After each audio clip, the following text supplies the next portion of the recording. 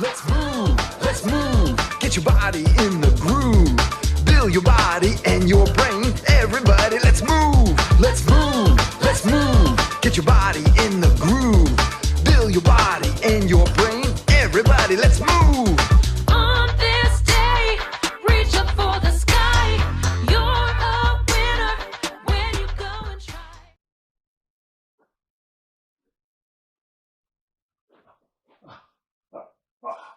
I've come here tonight to talk to you about healthy living. Well, it's my wife's idea, really. It's a subject close to her heart. Well, she doesn't stop going on about it. Oh, and mine too, of course. That goes without saying. And as she can't be here tonight, she's in the gym with her personal trainer, a gym that cost me an arm and a leg. Well, as she can't be here, she told me, she asked me to be here in her place, and just as if I was just after the gym. Well, I feel I've become quite an expert on the subject. I've had to read so much on it in women's magazines mostly that my wife likes to buy. Or they hit the shelf in the house without at least one magazine filled with pictures of healthy people, mostly young men in those modern lycra shorts with bulging muscles. Mind you, that ain't the only thing that's bulging with those lycra shorts. Now, even the loo has copies of health and fitness in them, but I mustn't digress. So, a healthy lifestyle. As you know, today's media is full of all different kinds of diets and can be very confusing and often not only wrong but misleading.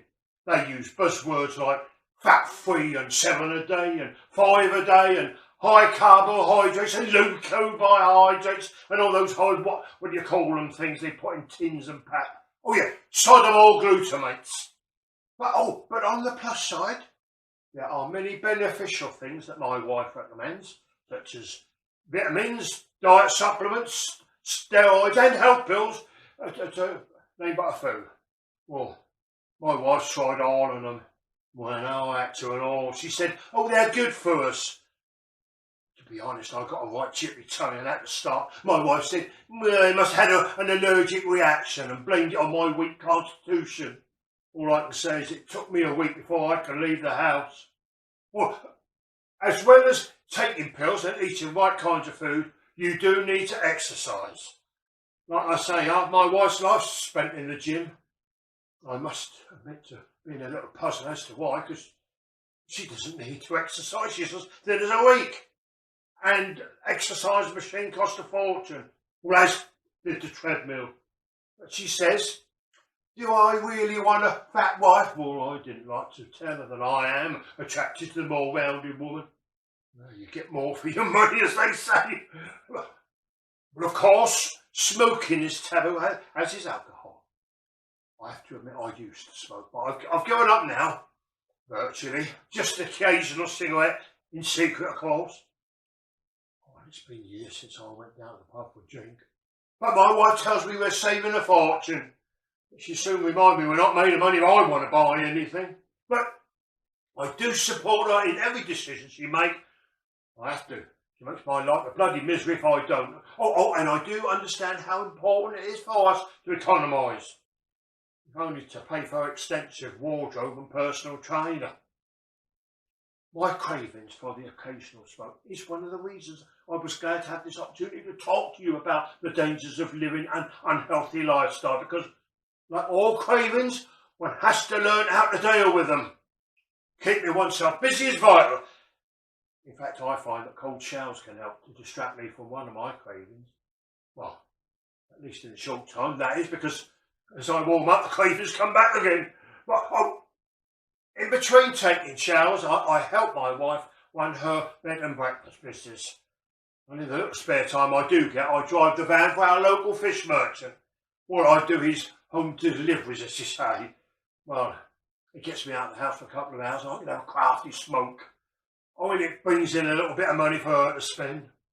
But the smell of the fish is something horrid. And no matter how much I shower, that don't get rid of it. Although the cat seems to like it, as he's forever licking me all over. But I digress. Of course it is no good eating well without a proper and planned exercise routine. And it's important to have expert help with it, it seems. by having a personal trainer. As I said, my wife has one, and she assures me he is a necessity. He's one of those young, good-looking men who stands around poozing all the time. I can't take them. But she seems to get on well with him.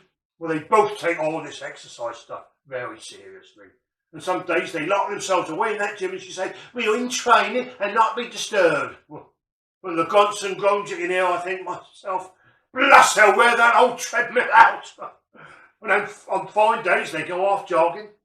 How far they go, I have no idea, but it must be quite a long way. Of course, it'll be a couple of hours before they drag their weary, sweating bodies back again. Now, I do wonder if too much jogging is good for her. But it does give me a bit of peace and quiet. And if my two daughters are out as well, I can lock myself away in the attic room with my... But again, I digress. Oh, I nearly forgot. She told me to tell you all about our B&B business. It's quite an upmarket one, she said to say. A small hotel, really, attached to the house, very clean and furnished to a very high standard. Old Mod Cant in every room does have its own ensuite. But although it is my wife's B&B, we all have to do our bit. Well, my daughters don't do much physical work, but well, they do keep the guests amused, especially those young sons. I hear their giggles and laughter as they play in the basement games room. I sometimes wonder what goes on in the prolonged silences. That's soon they're just playing on their phones. Well, my wife looks after the money and she does the bookkeeping. And I do the more domestic chores like, well, clean the rooms, cooking the guests' breakfast, walking the dog, cutting the grass, doing the shopping and feeding the animals. At least the animals' dietary needs are much simpler and cheaper than my wife's. Mind you, our poor old greyhound. He has the cheapest dog food and sometimes he gets the leftovers from her lentil and bean concoctions. Oh, my stomach can't cope with all that rubbish. And neither can the dogs. But alas, that give me hell trying to pick up his business in one of those doggy bags when she's fed him up with the leavings off her lentil tarts. Oh, when I suggest my daughters take him for a walk, they laugh at me. Well, they treat me so, I always have. There was a time when I fell asleep, exhausted in my chair, and they drew a great big tash on my upper lip. My wife said it was just them playing. Oh, when they used one of those permanent markers, that got white sore trying to scrub it off. So that's why I grew this bugger. I had to. Now my daughters are a bit older. They do try to follow in my wife's healthy footsteps, but with less success. I'll give him his due, though my wife's personal trainers worked hard with them, but they don't persevere. They're only in that gym with him, about 15 minutes? Well, they didn't get on all that well at school, to be honest. Their teachers let them down. They weren't firm enough. And so, at the moment, we're trying to get a suitable private tutor in order to boost their poor exam results and get them into university or college or anything that will mean they'll be able to get a job of some kind and eventually leave home. Oh, my wife was not at all pleased with my first choice of tutor.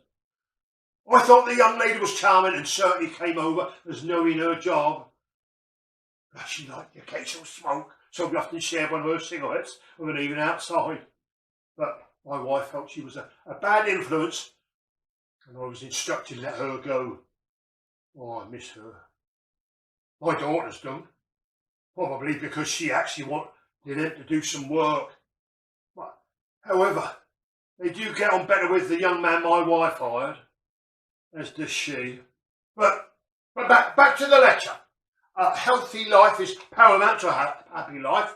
My wife says you cannot have one without the other. Do not be fooled by the smiles and laughter emanating from the faces of misguided scoffers sitting with their amiable friends round tables loaded with fine fare. For despite all this food, drink and good company, they are not happy. They are sad, miserable people who would be far happier eating as we do.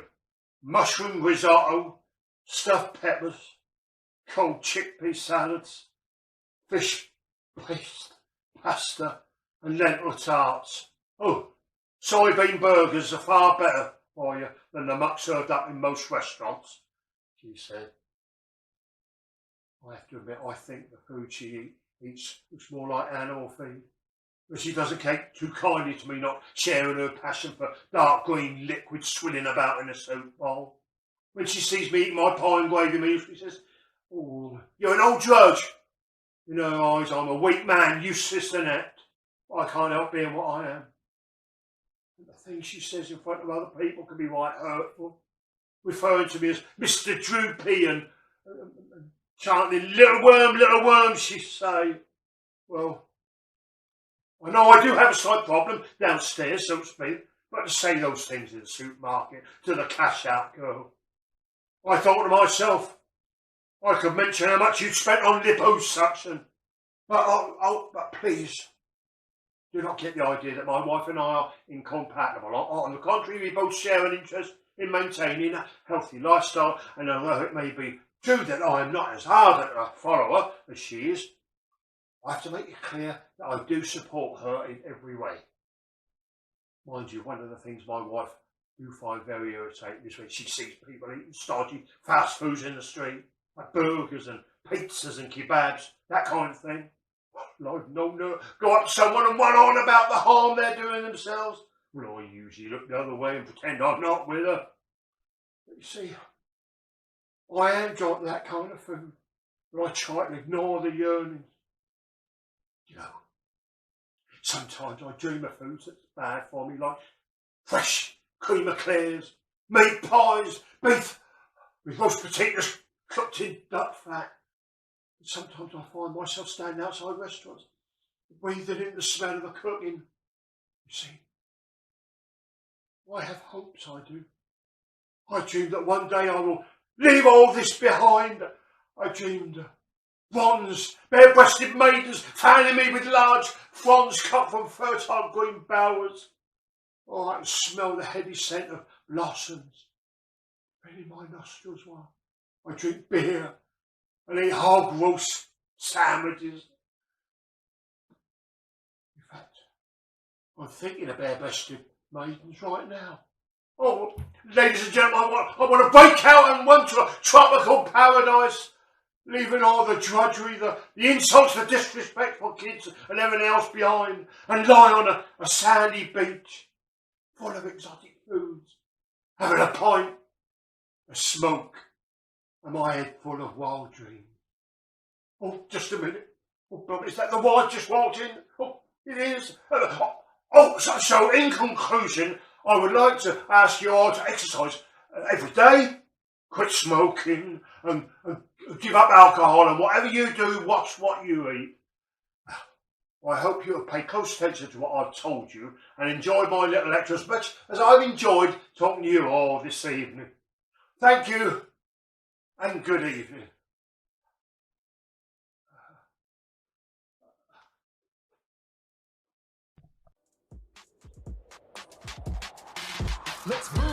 Let's move, get your body in the groove, build your body